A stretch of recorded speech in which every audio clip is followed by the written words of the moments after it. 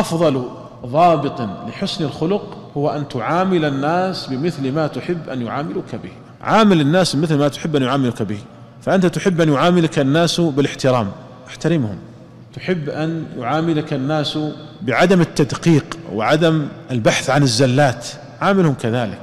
تحب أن يعاملك الناس بالبشاشة وبالابتداء بالسلام، عاملهم كذلك. عامل الناس بمثل ما تحب أن يعاملوك به.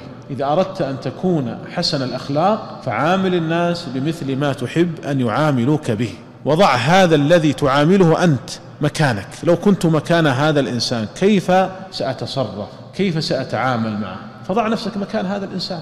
فأفضل حد لحسن الخلق وأفضل تعريف لحسن الخلق هو أن تعامل الناس بمثل ما تحب أن يعاملوك به، كما قال عليه الصلاة والسلام: لا يؤمن أحدكم حتى يحب لأخيه ما يحب لنفسه.